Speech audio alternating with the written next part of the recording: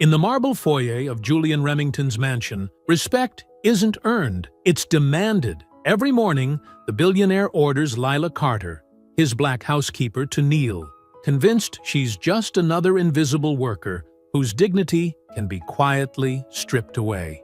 He believes she'll swallow the ritual, like so many before her, to keep her job. What he doesn't see is her iron will, meticulous mind, and a family she'd burn the world to protect. When his 6-year-old son shouts, "Stop!"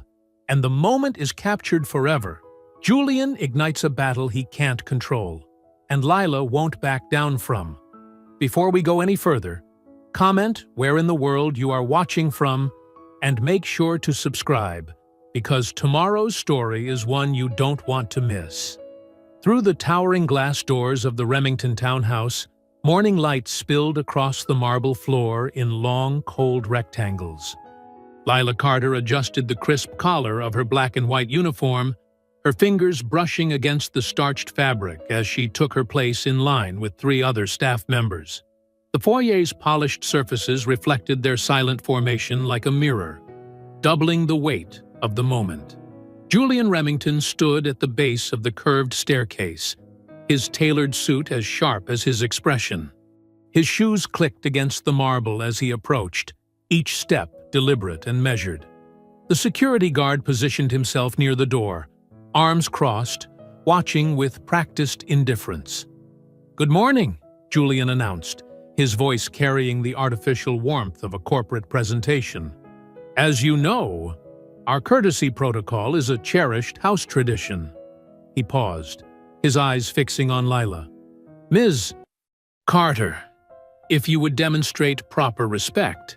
Elena Ortiz, the senior housekeeper, kept her gaze firmly fixed on the floor, her shoulders tense. Lila could feel Elena's discomfort radiating beside her, mixed with a familiar resignation that filled the space like a heavy fog. Lila's heart pounded, but her face remained calm as she stepped forward.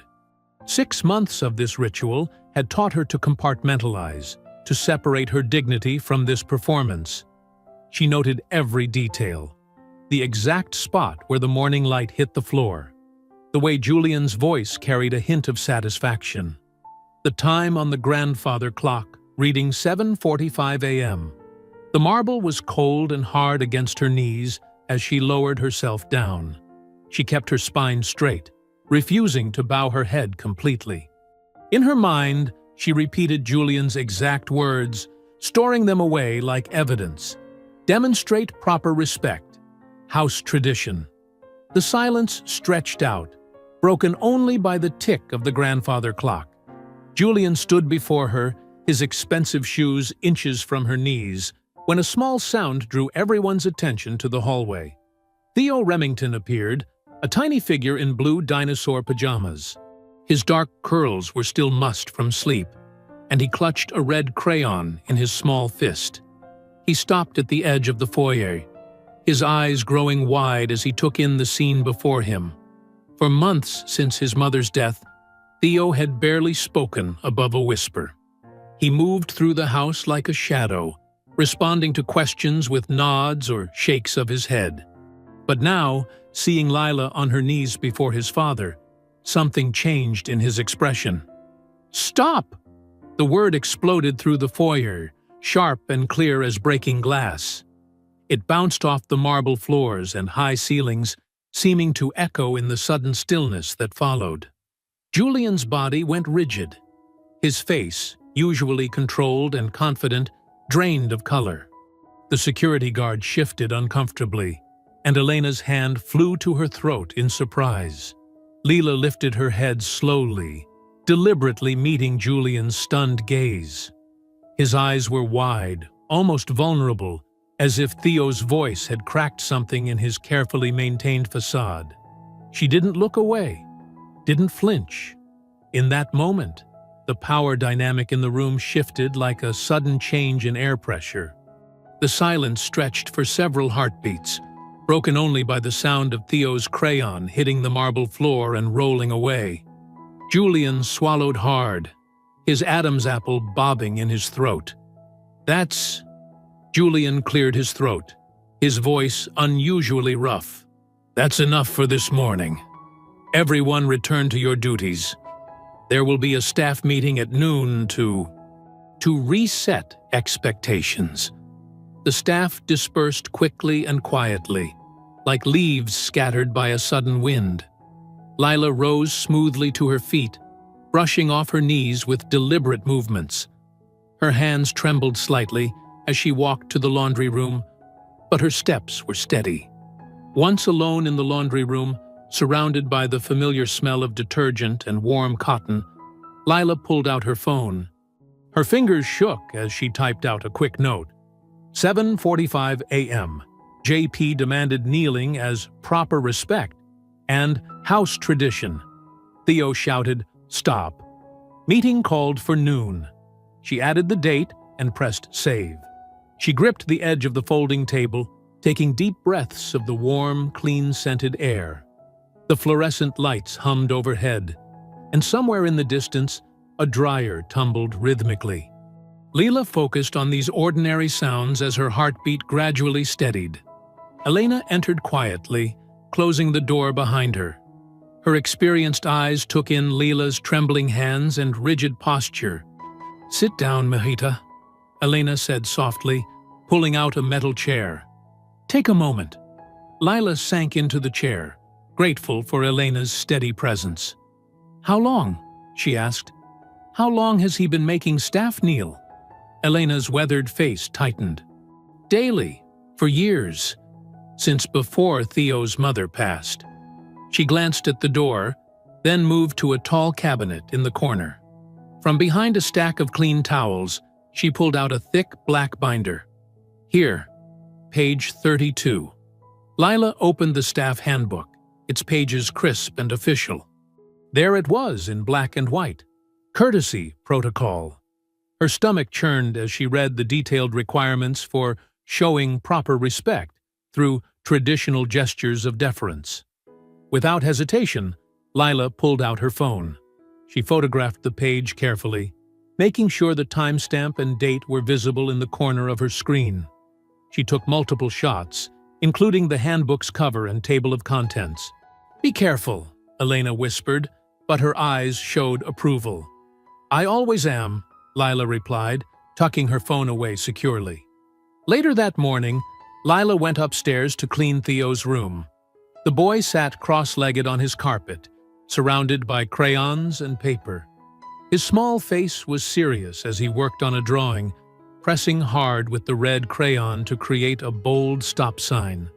Lila's heart squeezed as she watched him. He hadn't spoken since his outburst in the foyer, retreating back into his usual silence. As she dusted his bookshelf, a soft buzzing sound caught her attention. The sleek smartwatch on Theo's wrist lit up with a gentle pulse. Lila recognized it as part of his school's new safety program. All the first graders wore them. As she moved closer to collect his laundry, she noticed the watch's screen showing a settings menu. The words "Auto Upload Enabled" and "Safety Alert Logged" blinked quietly in one corner. A soft knock at the door made them both look up. Darren Cho, the house's IT administrator, stood in the doorway with his tablet. "Just checking the wireless signals," he said casually. But his eyes met Lila's with purpose. Lila followed him into the hallway, where he lowered his voice. "I heard about what happened this morning. There's something you should know." He glanced around before continuing. Theo's shout triggered 2 automatic recordings, one from his watch, one from the house system. Both uploaded to our secure cloud storage for child safety incidents. Lila's breath caught. "And those recordings are time-stamped and protected," Darren confirmed. His fingers moved across his tablet. "But here's the interesting part.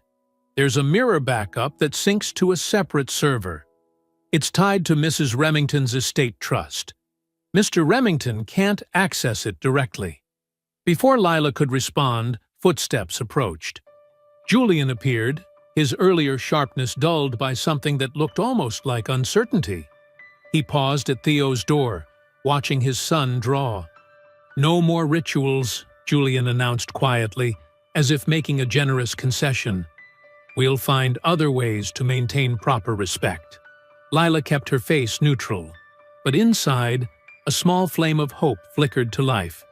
For the first time, she'd seen Julian rattled, seen evidence preserved beyond his reach. The morning crept toward noon. Staff members began gathering in the formal dining room, their shoes quiet on the thick carpet. Lila checked her phone one last time, confirming the handbook photos were safely stored. She straightened her uniform, squared her shoulders, and walked into the room with measured steps. The massive mahogany table gleamed under crystal chandeliers, the chairs arranged with precise symmetry. Other staff members found their places, their movements careful and contained.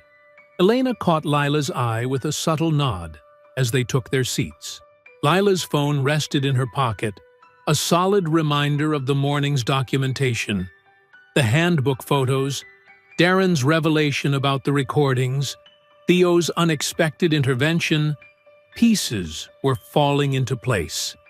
She folded her hands on the polished table surface and waited, her posture straight but relaxed, ready for whatever the meeting might bring.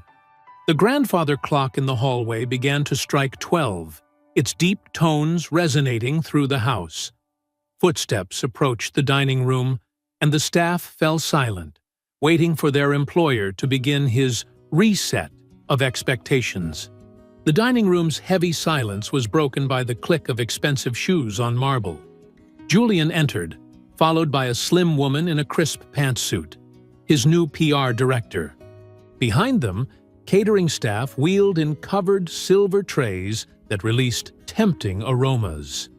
"Friends," Julian began, his voice warm and practiced, "I want to address this morning's misunderstanding." He gestured expansively. Sometimes traditions can become distorted over time. What was meant as a symbol of mutual respect clearly needs updating for modern sensibilities. The PR director smiled professionally while distributing thick manila envelopes to each staff member. "Mr. Remington wants to make this right," she explained. "We're offering improved compensation packages and quarterly bonuses." Elena caught Lila's eye across the table, her expression carefully neutral. They both knew raises didn't come without strings. Lila opened her envelope and began reading the legal document inside. The language was dense, but certain phrases jumped out. Non-disclosure of internal culture and customs, confidentiality regarding workplace traditions and protocols, binding agreement not to discuss or document staff practices. "Take your time," Julian said smoothly, as waiters served elegant plates of grilled salmon and roasted vegetables. "But we'd like to resolve this today. Start fresh." Lila set down her fork. "I'd like to review this at home, if that's all right. Maybe have a lawyer look it over?" The PR director's smile tightened. "We prefer to handle these matters internally, in the moment. It builds trust." "Your phone, please," a gruff voice demanded. The security contractor loomed over Lila's chair, hand extended. "No personal devices during HR discussions. You people need to learn about proper workplace boundaries." The racial undertone in his voice made several staff members stiffen. Layla kept her voice steady. "This is my personal property. I'm not required to surrender it." "Now listen here," the guard started, reaching for her pocket. "That won't be necessary," Julian interrupted smoothly, though his eyes had hardened. "Lila can take time to think things over. We're all friends here." The guard withdrew, but remained hovering nearby as the uncomfortable lunch continued. Staff ate mechanically, the fancy food tasting like cardboard. The PR director kept up a stream of cheerful corporate speak about fresh starts and moving forward together. When they were finally dismissed, Lila headed for the service hallway. Darren fell into step beside her, speaking in low tones. "The audio file from this morning? It's already backed up to Mrs. Remington's trust server," he murmured. "Different system, different permissions." He can't touch it. Lila's steps steadied. You're sure? Positive. The trust's lawyers set it up after she died. Wanted Theo's records preserved independently. Julian doesn't have direct access. Hope bloomed in Lila's chest, but she kept her face composed as she finished her afternoon tasks. The handbook photos felt like they were burning a hole in her pocket. Everything mattered now. Every detail, every timestamp, every witness. In the staff locker room at shift's end, Lila carefully transferred the photos to her secure cloud storage. Then she pulled out the small notebook she always carried and wrote down everything from the day in precise detail. Times, locations, exact quotes. She'd learned young that memory wasn't enough. You needed documentation. She changed out of her uniform with methodical movements, mind racing behind her calm exterior. The unsigned NDA felt like both a threat and an opportunity. Julian's mask had slipped, revealing the force he'd used to maintain control. At her locker, Elena squeezed her shoulder in silent support before heading out. Other staff avoided eye contact, already choosing sides. Lila clocked out exactly on time, neither rushing nor dawdling. The security guard watched her leave, but she kept her pace measured, her expression neutral. Only when she was safely on the bus did she let her shoulders relax slightly. Through the window, she watched the wealthy neighborhood recede, giving way to more modest areas. Her phone buzzed with a text from Mason. Maid mac and cheese. Save you some? A small smile touched her lips as she typed back, Be home soon. Homework done? The bus swayed around a corner, and Lila gripped her bag containing the notebook and photos. Her mind kept returning to Theo's clear young voice saying, Stop! And to Darren's revelation about the backup server beyond Julian's reach. For the first time, she felt like maybe the truth could win against money and power. The familiar streets of her neighborhood appeared, and Lila pulled the cord for her stop.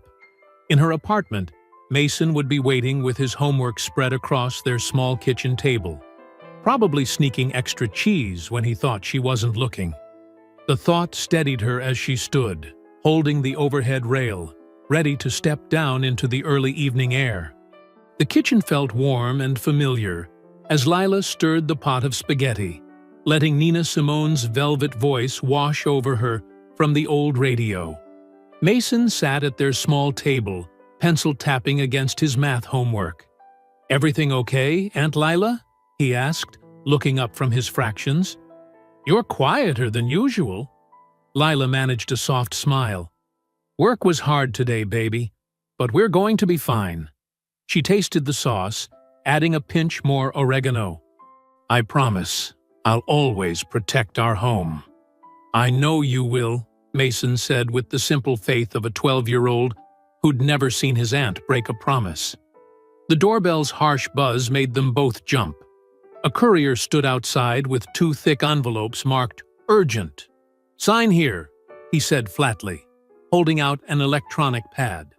Lila's hands were steady as she opened the first envelope. The Remington corporate letterhead gleamed expensively. Notice of immediate suspension pending investigation. Workplace conduct and policy violations. The second envelope contained another copy of the NDA, plus a letter strongly encouraging her to sign by tomorrow morning. Lila filed both carefully in a manila folder, her grandmother's voice echoing in her head. Keep everything. Paper tells the truth when people won't. Her phone buzzed with notifications. Anonymous social media accounts were sharing posts about a disruptive housekeeper who had traumatized a grieving child. The comments were getting ugly fast. The phone rang. Elena's number. Lila? Elena's voice was strained. Jessica and Kim signed the NDAs an hour ago. They were scared about their visas. She paused. I'm so sorry. Don't be, Lila said firmly. They have to protect themselves. She lowered her voice, moving away from Mason. Have you heard anything else? Just that Julian's lawyers are involved now. Be careful, Mija. After they hung up, Lila called the legal aid number she'd saved months ago, just in case. The paralegal listened carefully to her story. "You need Evelyn Hargrove," she said decisively. "She's handled cases like this before. Workplace discrimination, retaliation. I'll email you her contact information." "Thank you," Lila said, writing down the details. Her phone pinged with a text from an unknown number. "Darren here. Maid secure email, address. Check it in 10 mins. Delete this." She deleted the message, then served Mason his spaghetti. "How are those fractions coming?" "Almost done," he said around a mouthful of pasta. "Can we watch that space documentary later?" "Let me check my email first. Then, absolutely." The burner email contained detailed instructions for accessing metadata from Theo's uploaded audio file. Timestamps, file hashes, server logs. But the second paragraph made her catch her breath. Found something else. After incident with previous nanny. Suspected abuse. Never proven. Misses.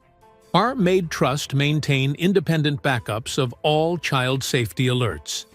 System logs show multiple staff complaints about kneeling protocol affecting Theo. Everything's preserved on Trust server. Julian can't delete or alter. Lila created a new folder labeled Documentation and methodically saved everything. The suspension notice, social media screenshots, Darren's technical instructions, the handbook photos. Each item carefully dated and organized. She was just closing her laptop when 3 sharp knocks echoed through the apartment. Mason looked up, startled. Through the peephole, Lila saw a woman in a blazer holding up a badge. Her stomach dropped. "Ms. Carter, Child Protective Services. We need to speak with you regarding an urgent complaint." Lila opened the door, keeping her voice steady. "Good evening. How can I help you?" The social worker was professional but direct. "We've received an anonymous report expressing concerns about household stability and potential endangerment of your ward, Mason Carter. I need to schedule a formal interview for tomorrow morning." Mason had gone very still at the table. Lila felt her heart hammering but kept her face calm. "Of course," she said evenly. "What time would work best?" They settled on 9 a.m.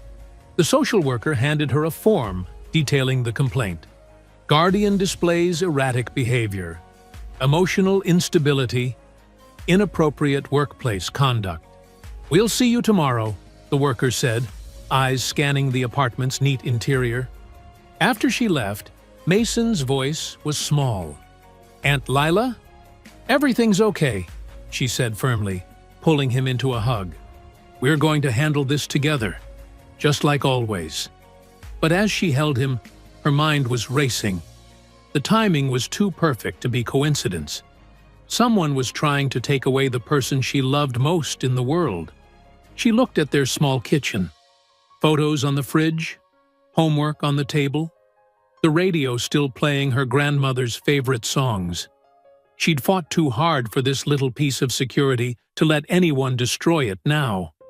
The morning sunlight filled Lila's living room as she straightened the stack of documents on the coffee table. Mason sat beside her on the couch, his school uniform neat, his expression serious beyond his years. At exactly 9 a.m., the CPS worker, Ms. Thompson, according to her badge, arrived with a leather portfolio and clipboard. "Thank you for meeting with me," Ms. Thompson said, settling into the armchair. "I'd like to review Mason's living situation and your guardianship arrangements." Lila nodded, gesturing to the organized files. "I've prepared everything. First, here are Mason's school records. Perfect attendance, honor roll 3 quarters running.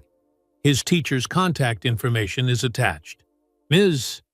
Thompson made notes as Lila walked her through their daily routine. Breakfast at 7, homework check before TV time, Sunday meal prep together, weekly calls with his therapist. "These are our neighbor's reference letters," Lila continued, passing over a folder. Mrs. Chen from 4B has known us 5 years. She watches Mason if I work late. The Rodriguez family across the hall included a photo from Mason's birthday party last month. Mason spoke up quietly. Aunt Lila helps me with math. We have a calendar for everything. I'm never alone or scared. Ms. Thompson's expression softened slightly as she reviewed the meticulous guardianship paperwork. You seem very organized, Ms. Carter. We'll conduct standard background checks and follow up within 72 hours. After she left, Lila hugged Mason tight. You did great, baby. Now I need you to be extra responsible today. Straight to Mrs. Chen's after school, okay? I have some important meetings. Downtown, Mrs. Hargrove's office was modest but dignified. Worn leather chairs, law books lining the walls, a small Black Lives Matter poster beside her civil rights credentials. The attorney listened intently, her dark eyes sharp behind reading glasses as Lila detailed everything. The kneeling demands, Theo's shout, the handbook photos, the retaliatory suspension, and the CPS complaint's suspicious timing. Julian Remington, Mrs. Hargrove said finally, removing her glasses. He's used similar tactics before. NDAs, smear campaigns, weaponizing bureaucracy against whistleblowers. But he's never faced someone as careful as you. She smiled. Those timestamp photos and server logs matter. Now, here's our plan. She outlined 3 priorities on a legal pad. First, we protect your guardianship of Mason. I'm filing for an emergency hearing to block any interference. Second, we preserve evidence before it disappears. I'll draft a litigation hold letter to Remington's lawyers tonight. Third, we prepare for more retaliation, because men like him escalate when challenged. What about the NDA? Lila asked. Don't sign anything, Mrs. Hargrove said firmly. We'll get affidavits from Elena and other staff about the protocols. And I'm scheduling a meeting with Aisha Benton. She's a guardian ad litem who can document Theo's statements independently. Lila's phone buzzed. An email from Remington HR. Final notice. Sign enclosed NDA within 24 hours, or face immediate termination for cause. All claims of misconduct will be vigorously defended. Mrs. Hargrove read it and snorted. Predictable. They're scared of what you can prove. She handed Lila a yellow sticky notepad. Write yourself a reminder of why you're fighting. Lila wrote 3 words. No more kneeling. She placed it carefully on top of her growing case file. The rest of the day passed in a blur of paperwork and phone calls. Elena confirmed the staff handbook's version number and date stamp. 3 former housekeepers agreed to provide statements. Mrs. Hargrove's clerk notarized everything. By twilight, Lila stood at her apartment window, watching the streetlights flicker to life along their quiet block. She called Elena one last time. Found my old copy of the handbook, Elena said. Version 12.4, dated January 15th. The kneeling protocol is on page 23, right where you photographed it. Thank you, Lila said softly, for everything. De nada, Mija. We'll tell the truth together. Lila touched the sticky note on her folder, tracing the words. The truth was simple. Julian had demanded she kneel. Theo had shouted, "Stop!" The evidence existed in multiple places. And now Julian wasn't just trying to silence her. He was trying to destroy her whole life. She looked at Mason's backpack by the door, his science project poster drying on the kitchen table. This apartment, this stability, this family they'd built, she'd fight with everything she had to protect it. The phone rang again. Mrs. Hargrove, with tomorrow's battle plan. Leela straightened her shoulders and picked up her pen. The real fight was just beginning. The courthouse's marble halls echoed with footsteps as Lila and Mrs. Hargrove made their way to the clerk's office. Morning light streamed through tall windows, casting long shadows across the polished floor. Lila clutched her expanding folder of evidence, now labeled with color-coded tabs. Emergency motions get priority, Mrs. Hargrove explained, her sensible heels clicking steadily. We're filing for two things: protection of your guardianship rights and preservation of evidence. At the filing window, Mrs.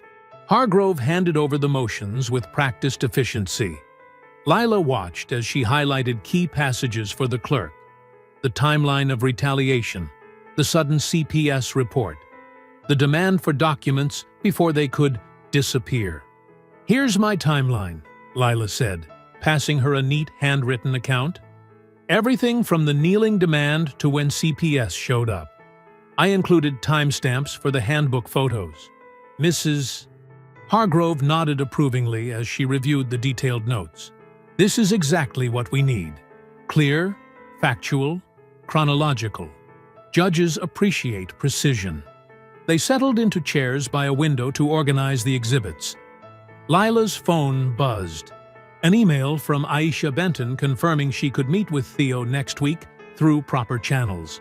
"Good," Mrs. Hargrove said. "Aisha's respected by the courts. She'll document Theo's statements carefully, without pressure." A commotion near the courthouse steps drew their attention. Through the window, they spotted a small camera crew setting up, led by a sleek woman in a red blazer, Sarah Mills, Remington's PR director.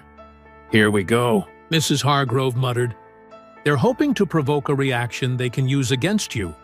Sure enough, as they exited the building, Sarah Mills stepped forward with a microphone. "Ms. Carter, care to comment on allegations you manipulated a grieving child for personal gain?" Leila kept walking, face calm, but Mrs. Hargrove stopped and turned. "Ms. Mills, any attempt to harass my client will be documented and added to our court filing. Would you like to provide your business card for service of process?" The camera lowered slightly. Sarah's smile tightened.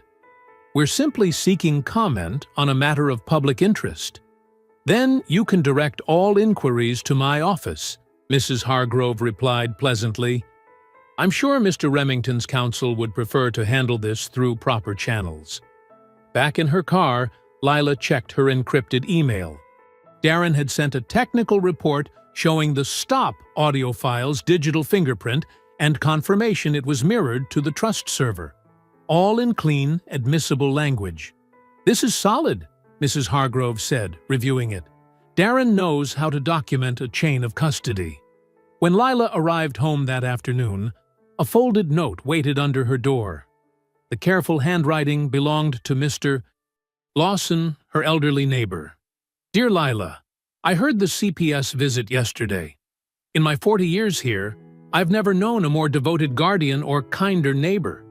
You've helped me with groceries, taught Mason to respect his elders, and bring stability to our floor. I'm happy to testify about your character any time. We look after our own here. Arthur Lawson." Lila blinked back tears, touching the paper. Mr. Lawson had been a constant presence since she and Mason moved in, always ready with a kind word or simple favor, watching out for Mason when she worked late. Her phone rang. The judge's clerk. "Ms. Carter? Judge Chen has scheduled a preliminary hearing for Thursday at 9 a.m. Discovery conference to follow next week." "Thank you," Lila said, marking it in her calendar. She immediately texted Elena and Darren with the date, then stepped across the hall to Mr. Lawson's door. The old machinist answered quickly, his lined face concerned. "You got my note?" "Yes, thank you," Lila said softly. "It means more than you know." He squeezed her hand. "You stand your ground, young lady. Some fights need fighting." Inside her apartment, Lila added Mr. Lawson's note to her case file. 48 hours until the hearing. She reviewed Mrs. Hargrove's instructions. Rest well, dress professionally. Speak only when asked. Let the evidence tell the story. Mason's after-school chatter drifted from his room where he worked on homework. The familiar sounds of their building floated up. Mrs. Chen's cooking smells. The Rodriguez kids practicing piano. Mr. Lawson's radio playing old jazz. This was home. This was worth protecting. She opened her laptop to type up meeting notes while the timeline was fresh. The courthouse halls, Sarah Mills's ambush, Mr. Lawson's steady support, every detail mattered. 2 days to prepare. 2 days until they faced Julian Remington's legal team. 2 days to show the truth still carried weight. The fluorescent lights hummed in the Union Hall's meeting room as Lila helped Elena arrange folding chairs in a circle. Steam rose from coffee urns on a scratched table near the entrance, where a simple sign-in sheet lay next to a stack of statement forms. 7 years I've worked there, Elena said, straightening a chair. The kneeling started small, just special occasions, then daily. Her voice carried years of stored hurt. Margaret Chen, a former housekeeper who'd left Remington's employ 7 years ago, arrived first. Her gray hair was neat, her posture still proud. When I see it on the news, my hands shake. He made us say, I am grateful for this opportunity before getting our paychecks. 2 more ex-employees filtered in, James Washington, a former groundskeeper, and Rosa Diaz, who'd worked in the kitchen. They each carried notebooks filled with dates and details. Tips disappeared if we didn't bow and thank him properly, Rosa recalled, her fingers twisting a tissue. Christmas bonuses came with mandatory gratitude ceremonies. Lila recorded everything, using her phone to photograph the handwritten accounts. Elena demonstrated the expected bow, explaining how Julian had gradually increased the demanded depth of genuflection. First, just a head nod, she said. Then from the waist. Finally, full kneeling. Always with that same cold smile. The door opened again, admitting 2 men in pressed shirts carrying notepads. We're from the City Chronicle, the taller one announced, covering the labor dispute. Something felt off about their eagerness to photograph the sign-in sheet. When Elena politely asked for press credentials, the shorter man lunged for the papers. Hey! Lila moved to block him. Those are private statements. The taller man's face twisted. Know your place, he spat, shoving Lila's shoulder hard enough to make her stumble. His words carried an ugly racial slur that made the room go still. Elena already had her phone up, recording. The Union Hall regulars, retired dock workers and hospital staff, rose from their seats. They formed a quiet wall between the men and the group. Police have been called, announced Mr. O. Rodriguez, the union secretary. And we have cameras in the parking lot. The 2 men backed toward the door, but not before James Washington captured a clear photo of their retreating figures and their car's license plate. You okay? Elena hurried to Lila's side, still filming. I'm fine. Lila straightened her jacket, her shoulder aching. Just glad they didn't get the statements. Darren arrived just as the police were taking descriptions of the men. He set up his laptop, creating a simple system to digitally preserve their testimonies. See this string of numbers and letters? He pointed to a long code on his screen. It's called a hash, like a digital fingerprint. If anyone tries to alter these statements later, the hash won't match. That proves tampering. The group gathered around, watching as Darren demonstrated how to save and verify their documents. Even Margaret Chen, who admitted technology made her nervous, practiced the steps. Now, you each have proof your original statement hasn't been changed, Darren explained. Keep the hash codes safe. Mrs. Hargrove arrived as they were finishing, her face tight with concern when she heard about the confrontation. The assault footage strengthens our case, she said, reviewing Elena's video. It shows the lengths they'll go to suppress testimony. One by one, the workers signed properly witnessed statements. Their stories aligned. The gradual escalation of demands, the manipulation of pay and bonuses, the careful cultivation of fear. Remember, Mrs. Hargrove advised, stick to exactly what you saw and experienced. Dates, times, specific words used. Let the pattern speak for itself. Later, As Elena drove Lila home, streetlights flickered past in steady rhythm. I knew others had stories, Lila said quietly. But hearing them all together, she touched her bruised shoulder. That's why they tried to steal the sign-in sheet, Elena replied. They're scared of us standing together. I'm scared too, Lila admitted, but less scared than this morning. All those voices saying, me too, it helps. Her apartment was dark except for a small lamp. Mason lay sprawled on the couch, math homework scattered across his chest, one sock dangling off his foot. Lila carefully gathered the papers and covered him with the soft blanket her grandmother had crocheted. She touched his forehead gently, remembering the determination in Margaret Chen's eyes, the steady recording of Elena's phone, the protective circle of union workers. Different kinds of courage, all aimed at the same truth. Some things were worth fighting for. The Child Advocacy Center's playroom walls were painted in soft blues and yellows. Scattered toys waited on low shelves. Wooden blocks, stuffed animals, and fresh boxes of crayons. Aisha Benton arranged the art supplies on a kid-sized table while watching Theo through the observation window. The 6-year-old stood in the hallway, holding his father's hand.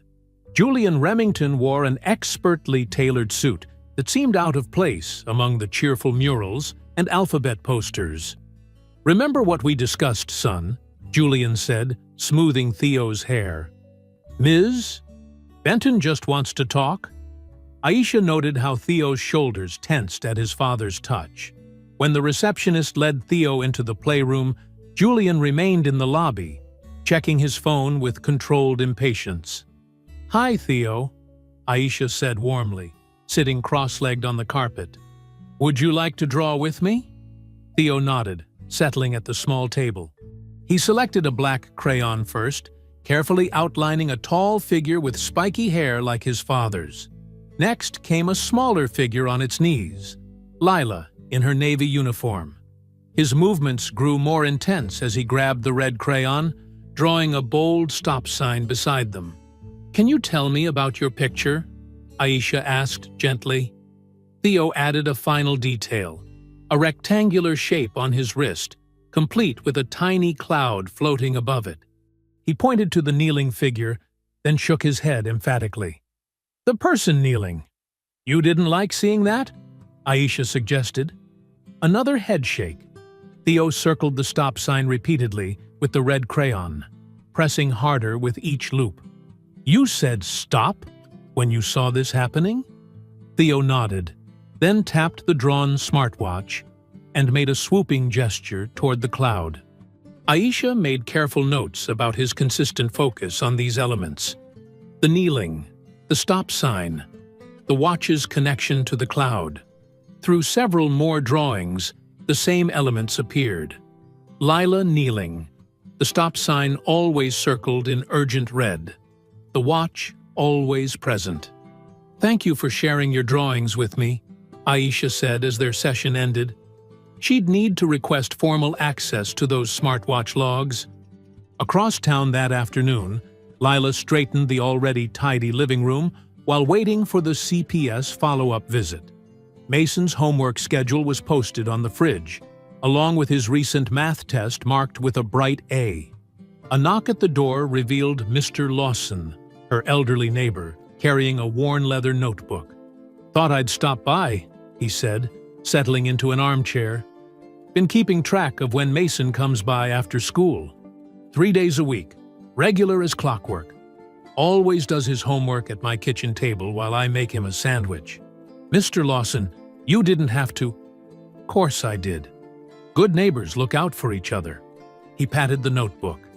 "Got every date written down, what time he arrived, what he ate. Even saved the thank you note he wrote when I helped with his science project." The CPS worker arrived moments later. Ms. Torres, the same one from yesterday. She noticed Mr. Lawson's presence with raised eyebrows. "Just dropping off my records," he explained, handing over his notebook. "Been Mason's after-school backup since Lila got guardianship. Fine young man she's raising. Ms. Torres reviewed the detailed logs, noting the consistent routine. She toured the apartment again, checking the well-stocked fridge and Mason's organized room. The preliminary report is positive, she said finally. We'll need supervisor review, but I'm seeing appropriate structure and support here. After she left, Lila checked her mail. A court notice confirmed tomorrow morning's hearing on evidence preservation and the restraining order against guardianship interference. Her hands shook slightly as she read the formal language. That evening, fluorescent lights hummed over a corner booth at Jerry's Diner. Lila stirred her coffee while Elena reviewed their written statements. Darren arrived with a manila envelope, sliding into the vinyl seat. "I've simplified the technical details," he said, spreading out several printed pages. "See these columns? They show when Theo's watch uploaded the audio, with matching timestamps from the house system and trust server." "Will the judge understand all this?" Lila asked. "That's why I made this summary." Darren pointed to a clearly formatted timeline. "No technical jargon, just when things happened, and how we can prove the files weren't altered." Elena squeezed Lila's hand. "We've got the handbook photos, the staff statements, and now this. Real proof, not just our word against his." "And Theo's drawings," Lila added softly, remembering the little boy's quiet determination with his crayons. "Those tell the truth, too." They worked through their statements again, making sure every detail was clear and supported. The diner's regular dinner crowd came and went as they prepared for tomorrow's hearing, their coffee growing cold in sturdy ceramic mugs. The family courthouse buzzed with morning activity as Lila smoothed her navy blazer, a thrift store find she'd carefully pressed the night before. Mrs. Hargrove stood beside her, arranging documents with practiced efficiency. Across the aisle, 3 lawyers in expensive suits represented Julian Remington, who had chosen not to appear in person. "All rise," the bailiff called as Judge Martinez entered. Her sharp eyes scanned the courtroom as everyone settled back into their seats. "We're here on Carter versus Remington," Judge Martinez began, "regarding a temporary restraining order and evidence preservation." She turned to Hargrove. "You may proceed." Mrs. Hargrove approached the podium with measured steps. "Your Honor, we seek 2 immediate protections. First, to prevent interference with Ms. Carter's established guardianship of her nephew Mason, and second, to preserve crucial evidence of workplace policies at the Remington residence. She lifted the first exhibit, Lila's photos of the staff handbook. This document, dated and version-controlled, explicitly requires staff to perform what Mr. Remington called a courtesy protocol, forcing employees to kneel daily as a show of submission. The opposing counsel shifted in their seats as Hargrove continued. "We have sworn affidavits from current and former staff members." She handed copies to the clerk. "Elena Ortiz, senior housekeeper of 15 years, and 3 previous employees, all confirm this practice was mandatory, not voluntary." Lila watched the judge study the statements, her expression carefully neutral. Her heart pounded, but she kept her posture straight and calm. "Furthermore," Hargrove continued, "we submit this technical summary prepared by Mr. Remington's own IT administrator." She presented Darren's metadata report. "It confirms the authenticity of an audio recording where Mr. Remington's son witnessed and objected to this ritual." One of Remington's lawyers stood. "Objection, Your Honor. This alleged recording hasn't been authenticated by our experts." "The metadata and server logs establish its provenance," Hargrove countered. "And we have this." She played the Union Hall video on a laptop, showing Remington's men attempting to seize documents and shoving Lila. "These are attempts to suppress evidence and intimidate witnesses," Hargrove stated firmly. "And now, an anonymous complaint to CPS threatens Ms. Carter's guardianship of her nephew. Timing that cannot be coincidental." The lead counsel for Remington approached the podium next, his tone dismissive. "Your Honor, Ms. Carter is clearly seeking attention and financial gain. Any workplace protocols were completely voluntary. This is a disgruntled employee trying to exploit Mr. Remington's high profile and his son's grief." Lila felt her jaw tighten, but kept her expression neutral as the lawyer continued. "Furthermore, if Ms. Carter found these policies objectionable, she was free to seek employment elsewhere. Instead, she's orchestrating a media circus."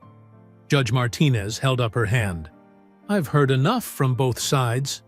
She studied the documents for several long moments, while the courtroom held its breath. "I am granting a temporary order with the following provisions," she announced. "First, all employment records, handbooks, surveillance footage, and audio captures from the Remington residence must be preserved. Nothing is to be deleted, shredded, or altered." Lila released a careful breath as the judge continued. "Second, Mr. Remington and his representatives are prohibited from contacting Child Protective Services regarding Ms. Carter, except through proper legal channels. Any legitimate concerns must be addressed through counsel." The judge fixed Remington's lawyers with a stern look. "And third, Ms. Carter's guardianship of Mason Carter remains in place pending further review. There is no evidence supporting its disruption." She tapped her gavel. "This order remains in effect until our full hearing next month. We're adjourned." A few reporters scribbled notes in the back row as everyone stood. Outside the courtroom, a woman in a crisp suit approached Mrs. Hargrove quietly. "I'm with the City Oversight Committee," she said in low tones. "We're scheduling a televised hearing next week on labor practices. We'd like Ms. Carter to testify." Hargrove glanced at Lila, who nodded firmly. On the courthouse steps, morning sunlight warming her face, Lila pulled out her phone to call Mason. She smiled as his voice answered, bright with youth and energy. "Hey, kiddo," she said softly. "Good news. Everything's okay with us staying together." The judge made sure of it. "Really?" Mason's relief was clear even through the phone. "So nobody can mess with us?" "That's right. We're safe." She caught Mrs. Hargrove's eye. "I have to testify at another hearing next week, but we'll prepare for it starting today." "You've got this, Aunt Lila," Mason said, with complete confidence. Hargrove was already checking her calendar. "We should start preparing your testimony immediately. This televised hearing will reach a much wider audience." Lila squared her shoulders, feeling both the weight and the importance of what lay ahead. The temporary order was just the first step, but it was a crucial one. Proof that the truth could stand up against power when brought into the light. The City Hall chamber hummed with tension on the crisp morning. Over the last 7 days, Lila rehearsed testimony with Hargrove. Elena gathered more declarations, and Aisha finalized her notes on Theo. Now it's the morning of the televised hearing.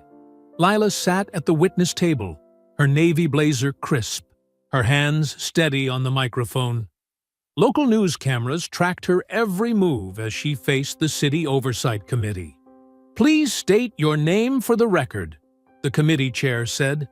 "Lila Carter, Ms. Carter, can you describe the daily ritual Mr. Remington required of his staff?" Lila spoke clearly, her voice carrying through the packed chamber. Every morning at 8 a.m., staff would line up in the foyer.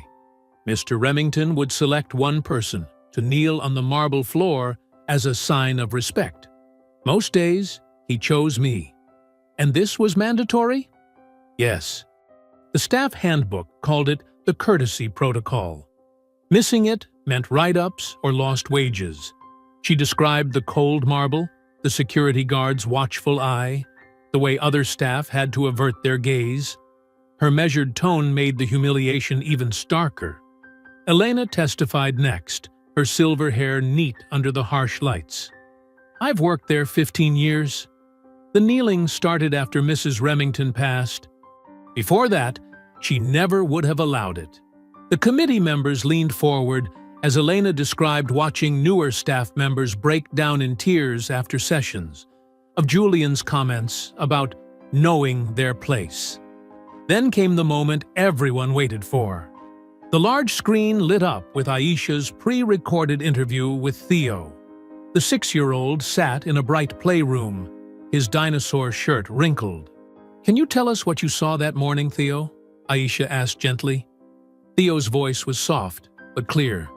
He made her kneel. "I said stop." "Why did you say stop?" "Because Mommy said we don't make people do that. It's not nice." He looked down at his hands. "I miss Mommy." The chamber fell completely silent. Committee members dabbed their eyes. On social media, a domestic workers' defense fund started trending as donations poured in. During the lunch break, Hargrove showed Lila her phone. The Workers' Fund has raised over $100,000 already. People are finally seeing the truth. For one shining moment, it felt like justice was within reach. Lila allowed herself to smile as reporters asked for comments and supporters patted her shoulder. But by late afternoon, everything changed. First came the slick video from Remington's PR team. It featured audio experts claiming the stop recording showed signs of manipulation. Computer graphics demonstrated how voice synthesis could fake a child's speech. Social media floods with doubt. Then the corporate court ruling hit. A judge granted Remington's request to classify the staff handbook as proprietary information. The NDAs were temporarily enforced, blocking Elena and others from sharing handbook details publicly. "It's a delay tactic," Hargrove assured Lila as they left City Hall. "We'll appeal." But Hargrove never finished the sentence. She grabbed her chest, face gray, and collapsed. As paramedics loaded her into an ambulance, her blood pressure was dangerously high. Lila barely had time to process this when her phone buzzed. The CPS worker's voice was apologetic but firm. "Ms. Carter, we've received concerning new information. I have a temporary removal order for Mason pending clarification of these issues." "What new information?" Lila's voice shook. "Everything was fine last week. I'm sorry, but I can't discuss the specifics. We'll be there within the hour." Lila rushed home to find Mason playing video games, unaware his world was about to shift. She helped him pack a small bag, trying to explain through numb lips that he had to stay with a foster family temporarily. "But you said we were safe," he whispered, as the CPS worker led him away. "You promised." Now, close to midnight, Lila sat in her dark kitchen. The apartment felt wrong without Mason's presence. No homework spread across the table, no teenage boy raids on the fridge, no sound of his video games. She walked to his room and picked up the hoodie he'd left draped across his desk chair. The fabric still smelled like his body spray as she carefully folded it and placed it on his empty bed. Back in the kitchen, Lila pulled out her folder of evidence and set it on the table. Her hand found a pen in the darkness. The day's events tried to crush her spirit. Hargrove in the hospital, Mason gone. The truth twisted into lies. But sitting there in the quiet dark, Lila whispered words that were both a promise and a declaration. "I am not done." Lila's kitchen light cast a soft glow as she spread her documents across the worn table. Her fingers traced each page methodically, the way her grandmother had taught her to check seams when sewing. Every detail mattered. The staff handbook pages lay before her like puzzle pieces. She'd stared at them so many times, but now, running on coffee and determination at 1 a.m., something caught her eye. There, in tiny text along the bottom margin, Rever 2023 Q2 V4.1. Print code, REM HR 0422. She grabbed her phone, zooming in on the photos she'd taken. Each page had similar codes. Flipping through her work emails, she found quarterly notices about updated handbooks. The dates matched perfectly with the footer codes. "Receipts," she whispered, remembering the vendor invoices she'd filed when covering for Elena during inventory week. She opened her work folder, and there they were, quarterly printing orders from HR Supply Corp, each with matching version numbers. The paper trail was like a chain, link by link. No one could claim these were fake or tampered with. The versions progressed logically over years, each connecting to the next. Her phone showed 3:47 a.m. when she finally lay down, but sleep wouldn't come. By 6 a.m., she was dressed and texting Elena to meet before the morning shift change. The autumn air was sharp as Lila waited near the service entrance of the Remington townhouse.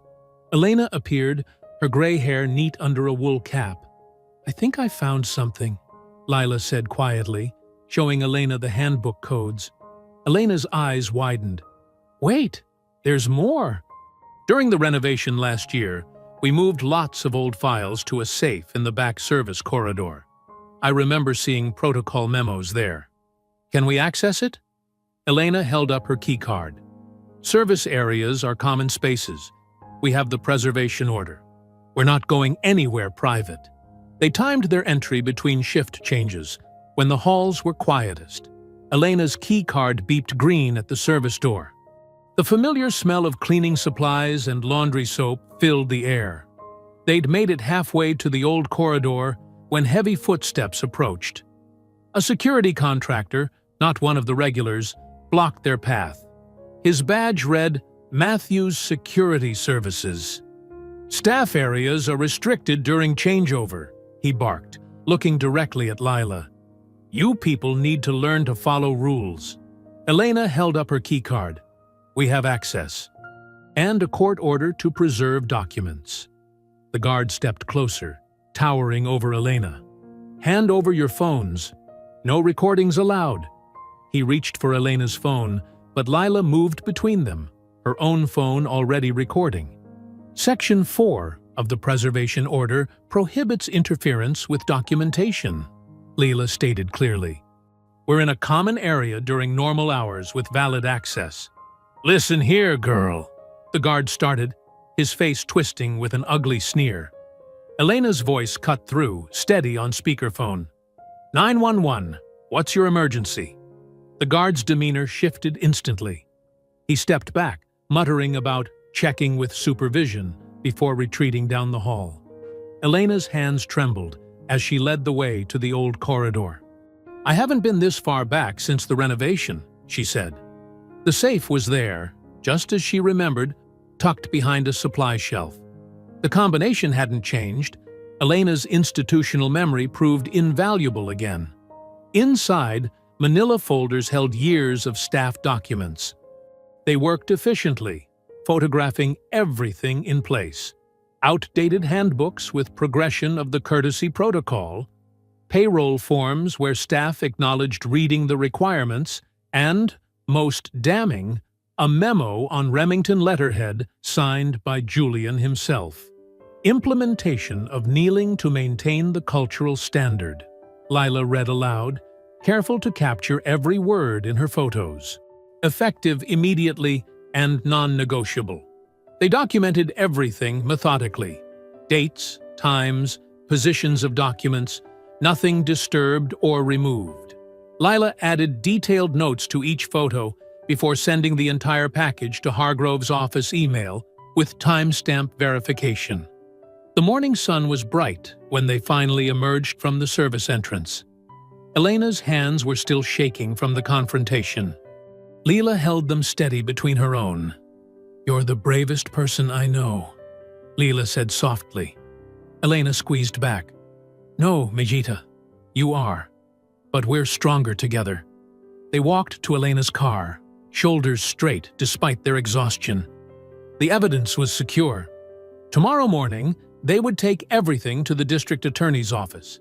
"Get some rest," Elena said as Lila got out at her bus stop. "Tomorrow we show them what truth looks like." Lila nodded, her folder clutched tight. The morning air felt cleaner somehow, despite everything still ahead. The fluorescent lights of the district attorney's intake area hummed overhead as Lila smoothed her blazer and approached the desk. Her folder felt heavy with evidence, each page carefully organized the way her grandmother had taught her to arrange important papers. "I have an appointment with D.A. Gray," she said, presenting her ID. The clerk nodded, already expecting her. "Follow me." District Attorney Celeste Gray's office was orderly, but lived in, with stacks of case files and a wall of legal texts. The DA herself sat behind a broad desk, her silver-streaked hair pulled back severely, reading glasses perched on her nose. "Ms. Carter," Gray said, gesturing to a chair. "Tell me what you've brought." Lila laid out the documents methodically. First, photos from this morning showing the staff protocol documents stored in the Remington House safe. Each page has version numbers matching quarterly updates and vendor invoices. Gray examined the images with a prosecutor's eye. "Walk me through the timeline." The kneeling requirement started years ago. "Here's the original memo signed by Julian Remington himself." Lila pointed to the letterhead. The staff handbook versions show how it evolved into official policy. "And the audio file from the child's outburst?" Lila opened Darren's technical summary. The original file was automatically uploaded to 2 locations, the house server and a backup connected to Mrs. Remington's trust. Both copies exist from before any publicity. Gray's phone buzzed. "Perfect timing. Your IT contact is here." Darren entered, his tie slightly askew despite his careful demeanor. He carried a laptop and several folders. "I can verify the file authenticity," he said, setting up his computer. The trust server is managed by Third Valley Data Vaults. They maintain immutable logs, meaning records can't be altered after creation. "Show me," Gray said, leaning forward. Darren pulled up screens of technical data. "Here's the original file hash from the morning upload. It matches the copy on the trust server exactly. I've prepared a sworn declaration explaining the technical details in layman's terms." "What about claims the audio was faked?" "Impossible given the timestamp and backup architecture. The file existed hours before anyone outside knew about the incident." Darren's voice held quiet certainty. Mrs. Remington specifically required independent backups after a previous incident. It's in the trust IT contract. Gray's phone lit up again. "Excuse me, this is relevant."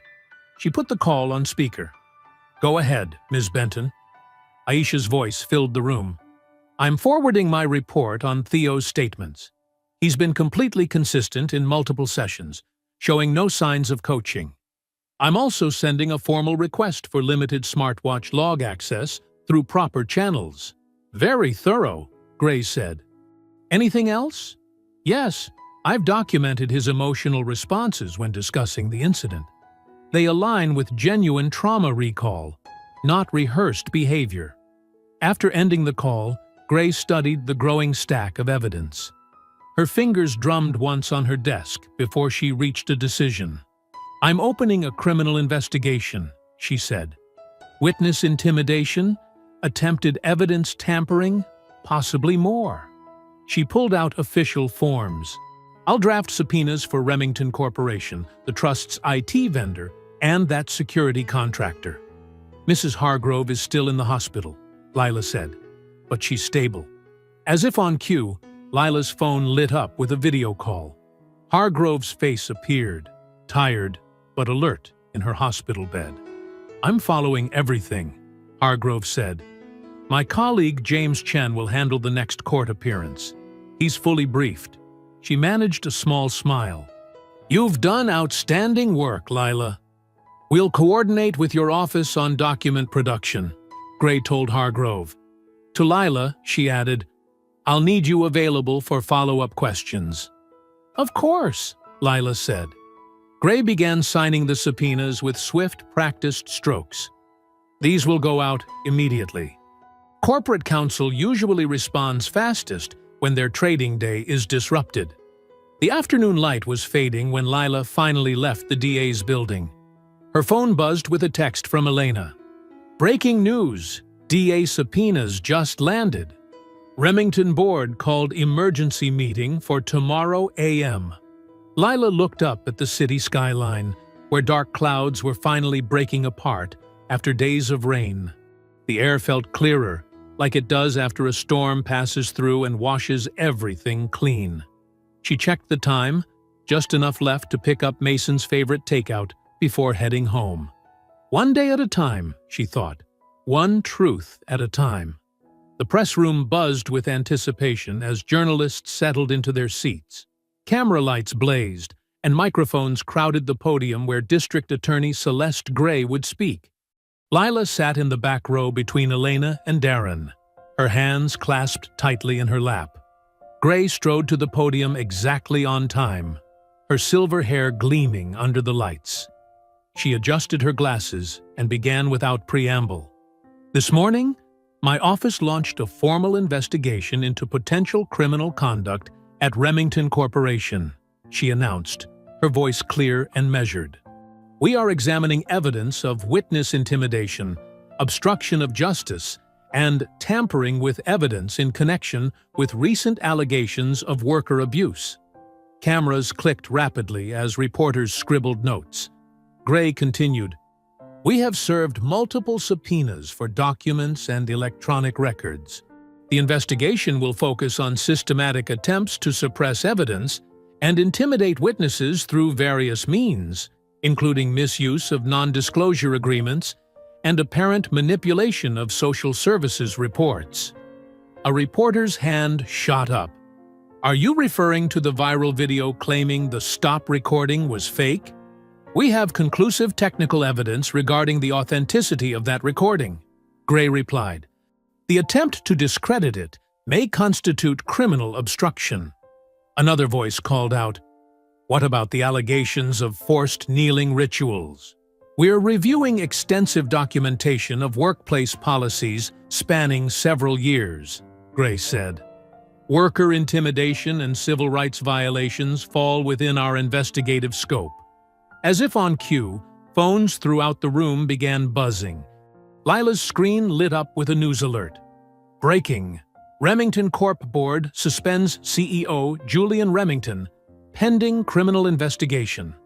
Elena squeezed Lila's hand as more alerts followed. City Hall freezes permits on Remington Luxury Development, and Remington shares plunge as board names interim CEO. Gray acknowledged the breaking news with a slight nod. "We will follow the evidence wherever it leads, regardless of position or power. No one is above the law." After the press conference, Lila barely had time to process before rushing to family court. The afternoon sun slanted through tall windows as she entered the familiar courtroom. James Chen, Hargrove's colleague, was already there arranging documents. "Ready?" he asked quietly. Lila nodded, smoothing her skirt as she sat. The judge entered, and proceedings began immediately. Chen presented the new evidence methodically. The documented chain of custody for the stop recording, the historical staff handbooks showing the evolution of the kneeling requirement, and verification of the trust server logs. Aisha Benton took the stand next, displaying Theo's crayon drawings. In multiple sessions, Theo consistently depicted the same scene, she explained. The red stop sign appears in every version, along with the kneeling figure he identifies as Ms. Carter. His emotional responses align with genuine trauma recall, not coached testimony. The CPS supervisor rose next, her face drawn. "Your Honor, in light of the DA's investigation and new evidence, we withdraw any objection to Mason Carter's placement with his aunt.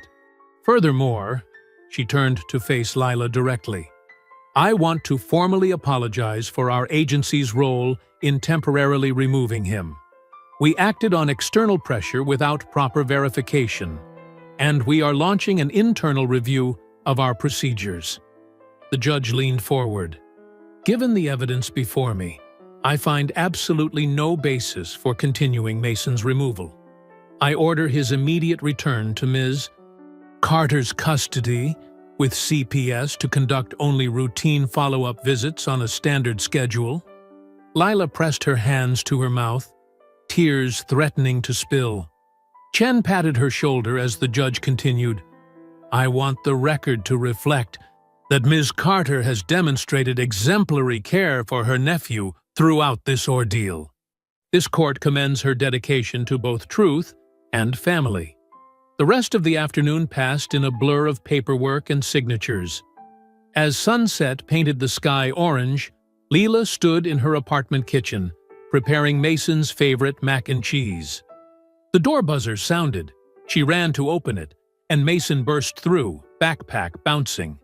"Auntie Lee!" He crashed into her arms as she knelt to hug him.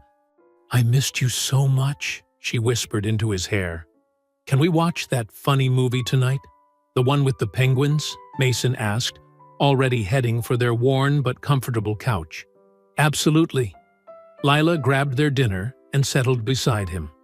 The familiar animated characters filled the screen, and Mason's laughter, the best sound in the world, soon filled their home. During a quiet moment, Lila snapped a quick photo of them together on the couch, Mason's head resting against her shoulder as he munched his dinner. She sent it to Elena and Darren with a single word: home. The movie played on, but Lila barely watched it. She was too busy memorizing this moment, the weight of Mason beside her, the taste of comfort food, the simple joy of being together in their own space again. Here, in their small apartment with the mismatched furniture and Mason's artwork on the fridge, was everything that mattered. 1 week later, Lila stood in the bustling courthouse hallway, watching a stream of reporters crowd around D.A. Gray. The past 7 days had brought an avalanche of evidence: server logs from subpoenas, sworn statements from former staff, and detailed financial records showing the systematic nature of worker intimidation at Remington Corp. The defendant has agreed to plead guilty to multiple counts of obstruction of justice and evidence tampering, Gray announced, her voice carrying over the crowd. This includes attempts to destroy records and the coordinated campaign to discredit authentic evidence. Lila felt Elena's steadying presence beside her as they listened. The terms of Julian's plea agreement were comprehensive: immediate resignation as CEO, substantial restitution payments, and 2 years of court-supervised community service focused on worker dignity programs. Additionally, Gray continued, the civil settlement establishes a $10 million domestic workers' dignity fund, overseen by an independent board. This will support training, legal aid, and emergency assistance for household employees throughout the city. Reporters' hands shot up, but Gray wasn't finished. The security contractor who assaulted Ms. Carter has been indicted on separate charges of assault and civil rights violations. Let me be clear: physical intimidation and racial harassment have no place in any workplace. After the announcement, Lila retreated to a quiet conference room with Hargrove, who had recovered enough to attend key proceedings. Her cane tapped softly on the floor as she settled into a chair. "The city council vote is scheduled for this afternoon," Hargrove said, spreading out papers. "The new ordinance will explicitly ban degrading workplace protocols and limit NDAs that hide abuse. Your testimony helped shape that language." Lila nodded, thinking of the dozens of interview requests filling her inbox. She'd declined most, agreeing to one thoughtful reporter who wanted to focus on policy reforms rather than sensational details. "How are you holding up?" Hargrove asked gently. "Better now that Mason's settled back into his routine," Lila replied. "He made honor roll this quarter, you know. Didn't miss a single assignment during everything." Their conversation was interrupted by Darren's arrival. He carried a folder of final documentation for the whistleblower protection agreement that would shield him from retaliation. "The new board wants to completely overhaul the IT security protocols," he reported. "They're implementing proper oversight of surveillance systems and data retention." Elena joined them next, practically glowing. The worker-owned staffing agency she now helped lead was partnering with the city's expanded worker center. We're creating actual career paths, she explained. Benefits, training, advancement opportunities. Everything domestic staff should have had all along. They gathered around blueprints spread across the conference table. Plans for the new community center that would rise, partly funded by settlement money. The former Remington property had been redesigned to include classroom space, counseling offices, and a daycare center. The worker training classroom will be ready for the first certification course next month, Elena said, pointing to a bright corner room. We're starting with workplace rights and safety. Lila traced the outline of the classroom with her finger, remembering the cold marble floor where she once had to kneel. Now that space would help ensure no one else faced similar humiliation. A text from Mason lit up her phone. Good luck at the meeting. Made cookies with Mrs. Lopez for when you get home. Attached was a slightly blurry photo of chocolate chip cookies cooling on their neighbor's rack. He's really thriving, Hargrove observed with a smile. We all are, Lila said quietly. Different kind of strength when you're standing up for what's right. The afternoon sun slanted through the windows as they reviewed final details for next week's ribbon-cutting ceremony. Construction crews were already installing the center's sign, Community Justice and Worker Dignity Center. Darren checked his phone. The council vote just passed, unanimously. The new Workplace Protection Ordinance takes effect in 30 days. Elena wiped away a tear. My daughter wants to intern at the center this summer. Says she wants to learn how to help people stand up for themselves. Hargrove's cane clicked against the floor as she walked to the window overlooking the construction site. Workers in hard hats moved purposefully below, transforming what had been a symbol of power into a place of empowerment. Mark your calendars, she said. Ribbon cutting is exactly 1 week from today. The mayor and city council will attend, but the real guests of honor are the domestic workers who've signed up for our first training cohort. Lila joined her at the window, watching the afternoon light glint off the center's new windows. The building seemed to shine with possibility. Should we head down and check the classroom setup? Elena suggested. The contractor wants to review the audiovisual installation. Together they gathered their things, ready to continue the day's work of building something better than what had been torn down. 1 week later, sunlight streamed through the freshly cleaned windows of the Community Justice and Worker Dignity Center's main classroom. The scent of new paint and coffee mingled in the air as people filed in, finding seats among the neat rows of chairs that volunteers had assembled over the weekend. Lila smoothed her blazer and checked her note cards one last time. Mason had helped her practice the speech last night, timing her with his phone and giving a thumbs up when she got the pacing right. The room filled steadily with familiar faces, seniors from the neighborhood, domestic workers who'd supported the cause, local reporters with their cameras ready. D.A. Gray arrived early, speaking quietly with Hargrove near the podium. Elena bustled around, making sure everyone had programs and refreshments, while Darren did a final check of the audiovisual system he'd helped install.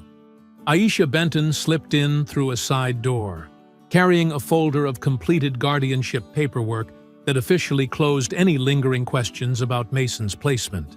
The chairs are perfect, Elena whispered to Lila, squeezing her hand. Remember when we used to line up on marble floors? Different kind of gathering now, Lila replied, watching Mr. Lawson help Mrs. Lopez find a seat in the front row.